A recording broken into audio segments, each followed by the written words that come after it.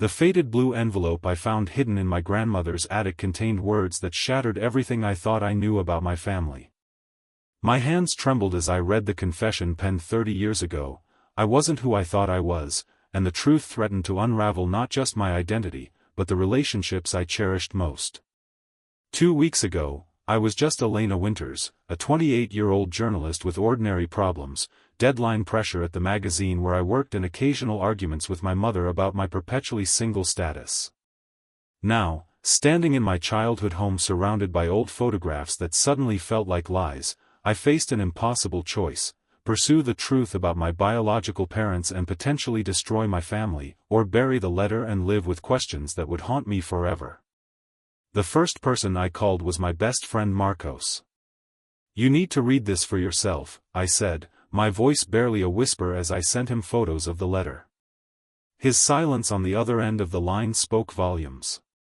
"Elena," he finally said, "this changes everything, but it doesn't change who you are." His words were meant to comfort, but they couldn't stop the storm brewing inside me. I decided to start with the only clue I had: a name and address in a coastal town 3 hours away. The drive gave me too much time to think, to imagine scenarios ranging from heartwarming reunions to devastating rejections. What if my biological mother didn't want to be found? What if learning the truth meant losing the only family I'd ever known? The modest blue house at the end of Cypress Lane looked nothing like I'd imagined. As I sat in my car, gathering courage, an elderly man emerged from the front door, his weathered face breaking into a smile as he waved at a passing neighbor. Could this man be connected to my past? My heart pounded as I finally stepped out of the car, the letter clutched in my hand like a lifeline.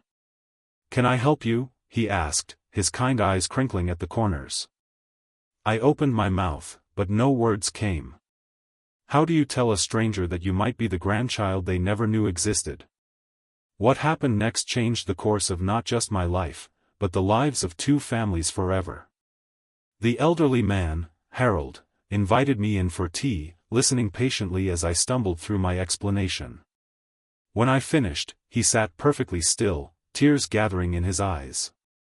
"You have her smile," he said finally. "My daughter's smile." The truth was both simpler and more complicated than I could have imagined. My mother, the woman who raised me, had been best friends with Harold's daughter Sarah. When Sarah died shortly after giving birth, my mother had promised to raise me as her own, to give me the life Sarah couldn't. The secret had been kept to protect me, to spare me the pain of loss. As I sat in Harold's living room, surrounded by photographs of a woman who looked startlingly like me, the reality began to sink in. Harold shuffled to an old wooden cabinet and pulled out a worn photo album. "I've kept these all these years," he said, his voice thick with emotion. "I always hoped someday I might have someone to share them with." Page after page revealed Sarah's life, her childhood adventures, her high school graduation, her passion for photography that had led her to travel across the country. I traced my finger over her face, searching for pieces of myself in her features. The shape of her eyes, the curve of her smile, it was like looking at a preview of my own future. She was diagnosed with a heart condition during her pregnancy, Harold explained, his eyes fixed on a photo of Sarah standing on a beach, her hand resting protectively over her swollen belly. The doctors warned her that carrying to term was risky, but she was determined to give you life. The weight of her sacrifice settled over me like a heavy blanket. A woman I'd never met had given everything for me. What about my biological father? I asked, almost afraid to hear the answer. Harold's expression darkened. Thomas was a photographer too, that's how they met. When Sarah told him about the pregnancy and her condition, he couldn't handle it. "He left before you were born." He reached for my hand. Sarah never blamed him. She said some people aren't ready for the hard parts of love. I drove back to my apartment that night with my mind spinning.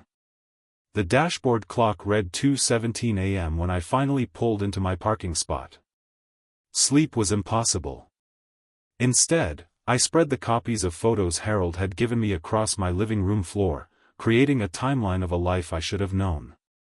The next morning, I called in sick to work. My editor, Diane, was surprisingly understanding. "Take all the time you need," she said. "But remember, Elena, this could make one hell of a story someday, if you ever want to write it." I hadn't even considered that angle. The journalist in me recognized the compelling narrative, but the daughter in me wasn't ready to turn my family's secrets into content. Not yet, anyway. The confrontation with my mother couldn't be postponed any longer. I drove to the suburban home where I'd grown up, rehearsing what I would say. But when she opened the door, one look at my face told her everything. "You found the letter," she said simply, stepping aside to let me in. It wasn't a question. The kitchen where we'd shared thousands of meals now felt like foreign territory. My mother, Katherine, moved mechanically, preparing tea neither of us would drink. When she finally sat across from me, her hands were shaking. "Why didn't you tell me?" The question came out sharper than I intended. "I was going to, so many times."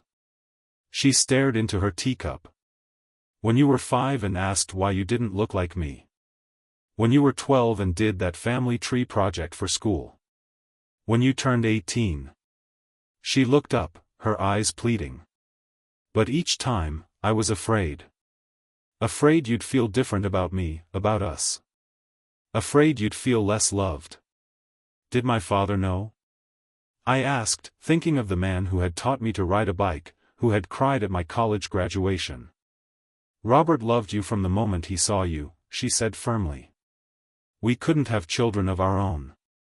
When Sarah knew she wouldn't survive, she asked if we would raise you. It wasn't a formal adoption at first, just a promise between friends. Later, we made it legal. And no one ever questioned it. It was a different time. Sarah gave birth at home with a midwife. She lived just long enough to name you and hold you once." My mother's voice broke. "The birth certificate listed me as your mother. Small towns, fewer questions." I thought of all the birthday candles I'd blown out, all the Christmas mornings, all the ordinary days filled with love. Had it all been built on a lie? Or was the foundation something stronger, a choice, a promise kept through decades? "I need time," I said finally, standing up. "I need to process all of this." My mother nodded, tears streaming down her face. "I understand. But Elena, please know, you have always been my daughter. Always." The weeks that followed were a blur of emotions. I took a leave of absence from work, spending days with Harold, learning about Sarah through his stories. He showed me her photography, hauntingly beautiful landscapes and portraits that revealed her way of seeing the world. "She would have been so proud of the woman you've become," he told me one afternoon as we sorted through her old cameras. I found myself drawn to her old Nikon, taking it with me on long walks along the beach near Harold's home. Through her lens, I began to see differently, noticing details I'd overlooked before, the precise pattern of waves retreating from shore, the way light filtered through morning fog, the weathered lines on Harold's face that told stories of both joy and sorrow. One evening, as sunset painted the sky in shades of orange and pink, I felt a strange sense of peace wash over me. Standing on the same beaches where Sarah had once captured images, I felt connected to her in a way I couldn't explain. It wasn't just genetics, it was something deeper, a shared way of experiencing the world. That night, I called my mother. "Can we talk?" I asked. "Really talk?" She arrived at Harold's house the next day, nervous and uncertain. The two of them had spoken briefly on the phone when I first discovered the truth, but this was their first face-to-face meeting in nearly 3 decades. "Katherine," Harold said, embracing her. "Thank you for keeping your promise to my daughter." As weeks passed, I struggled with feelings of betrayal and gratitude, anger and understanding. How could I reconcile the lie with the love that had shaped my entire life? The answer came unexpectedly, during a heated confrontation with my mother that ended with both of us in tears on the kitchen floor. "I never stopped loving Sarah," she confessed, her voice breaking. "And loving you was the way I kept her alive." You weren't just her child, from the moment I held you, you were mine too. In that moment, I realized that family isn't defined by blood or birth certificates. It's built in small moments of sacrifice and love, in choices made day after day. My mother had chosen me, had built her life around keeping a promise to her friend. And Harold had lost a daughter but now found a granddaughter he never knew he had. But the story didn't end there. As I began to accept my new reality, another revelation was waiting just around the corner, one that would test my newfound understanding of family in ways I couldn't have anticipated. It started with a comment from Harold as we looked through old photographs. "You have your father's eyes," he said casually. "Same unusual color, not quite green, not quite hazel." I froze. "You told me you didn't know where Thomas was." Harold looked uncomfortable. "I don't know exactly. But last I heard, about 5 years ago, he was working as a photojournalist for National Geographic. Based out of Seattle, I think." My heart raced. Seattle was just a 2-hour flight away. "Do you think he knows about me? That I survived even though Sarah didn't?" "I don't know, Elena. After Sarah died, there was so much pain. I might have said things I shouldn't have." Harold looked away. "I might have let him believe you didn't make it either." The revelation hit me like a physical blow. Somewhere out there was a man who might not even know he had a daughter. A man who, like me, had been living with an incomplete truth. Against both Harold's and my mother's advice, I began searching for Thomas Reed. It didn't take long. His work was featured prominently on the National Geographic website, award-winning photographs of endangered ecosystems and indigenous communities. His bio mentioned upcoming exhibitions, including one in San Francisco the following month. I didn't tell anyone about my plan to attend the exhibition. Some journeys need to be taken alone. The gallery was crowded with admirers of Thomas's work, but I spotted him immediately, tall and lean, with prematurely silver hair and those eyes that Harold had mentioned, so similar to my own. For nearly an hour, I followed him at a distance, watching as he explained his photographs to interested patrons. His passion was evident in every gesture, every animated explanation.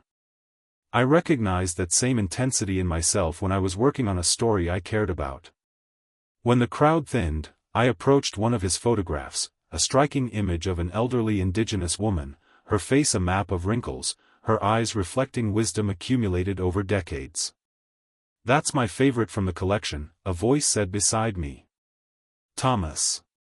Up close, the resemblance between us was subtle but unmistakable. "It's beautiful," I said, my voice steadier than I felt. "You captured something beyond just her appearance." He smiled. "That's the highest compliment. I try to photograph the essence of people, not just their surfaces." He extended his hand. "Thomas Reed." "Elena Winters," I replied, taking his hand. Did he feel it too, that strange current of connection? His expression remained pleasant but unchanged. No recognition, no shock. Whatever Harold had told him years ago, Thomas truly believed his child had died along with Sarah. "Are you a photographer?" he asked. "A journalist," I said. "Words rather than images, but I understand the drive to tell stories that matter." We talked for nearly 20 minutes about his work, about places he'd traveled, about the power of visual storytelling. With each passing moment, I searched for the right words to append his world the way mine had been appended. But they wouldn't come. As he excused himself to speak with the gallery owner, I made a decision. I took out my business card and wrote on the back, "There's something important I need to discuss with you. It's about Sarah Collins." I handed it to him as I left, watching his face carefully. The name hit him like an electric shock. "How do you," he began, but I was already walking away. "Call me when you're ready to talk," I said over my shoulder, my heart pounding so hard I was sure everyone in the gallery could hear it. 3 days later, my phone rang with an unknown Seattle number. "This is Thomas Reed," said the voice I now recognized. I think it's time we had that conversation about Sarah. Our first real conversation lasted 5 hours. We met at a quiet cafe near the waterfront in Seattle, where the constant rhythm of ferry horns provided a soundtrack to our painful excavation of the past. Thomas brought a small box of mementos, photographs, letters, even the press pass from the assignment where he'd first met Sarah. I was young and terrified, he admitted, his fingers tracing the edge of a photograph showing him and Sarah laughing on a beach. When the doctors said the pregnancy could kill her, I couldn't handle it. I begged her to terminate, to choose herself. His voice cracked. She refused. Said she'd rather die giving life than live knowing she'd denied it. Did you love her? I asked, the question that had haunted me since I'd learned of his existence. Thomas was quiet for a long moment. With everything I had, he finally said. But love wasn't enough. I wasn't enough, not strong enough to stay, to watch her die for a choice I couldn't understand. He looked up at me, his eyes, my eyes, swimming with tears. It's the greatest regret of my life. Harold told you we both died? I pressed. Thomas nodded. I called from abroad about a month after her due date. Harold said there had been complications, that neither of you had survived. I was devastated but also, relieved, in some terrible way. The guilt was easier to bear than the responsibility would have been. I studied his face, searching for signs of the man who had abandoned my mother. Instead, I saw someone haunted by decades of grief and regret. I'm not looking for a father, I said carefully. I had one, a wonderful one. But I would like to know you, if you're willing. The relationship that developed between Thomas and me was tentative at first. We exchanged emails and occasional phone calls, sharing pieces of our lives in measured doses. He sent me collections of his photographs, I sent him articles I'd written. We were feeling our way toward a connection that had no established template. 6 weeks after our meeting, Thomas surprised me by showing up at my apartment with a gift, a vintage camera that had belonged to Sarah. Harold gave it to me, he explained. Thought you should have it. That gesture marked a turning point. Thomas began making regular trips to visit, getting to know not just me but also my mother and Harold. The first dinner with all of us together was awkward, tense with unspoken recriminations and regrets. But by the third such gathering, something had shifted. We weren't quite a family, but we were something, a circle of people connected by love for someone lost and found. Today, 6 months after finding that letter, my family has grown in ways I never imagined possible. Harold joins us for Sunday dinners, bringing stories of the mother I never knew. My mother, because she will always be my mother, is learning to share me without losing me. And Thomas, after the initial shock and disbelief, has become a cautious but increasingly present part of my life. We're all learning that families can expand without breaking, that love isn't diminished when it's divided among more people. Thomas and Harold have formed an unlikely friendship, healing old wounds through their shared love for me and for Sarah's memory. My mother has shown more courage than I ever gave her credit for, opening her heart and our home to these new connections. Last week, I finally wrote the story, not for publication, but for myself. For all of us.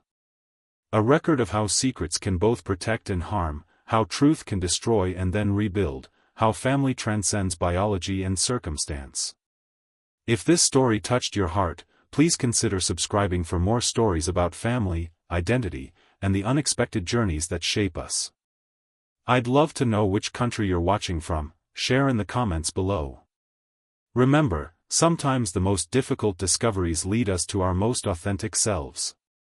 The letter changed everything, but in changing everything, it gave me something precious, a fuller understanding of the love that has surrounded me all along.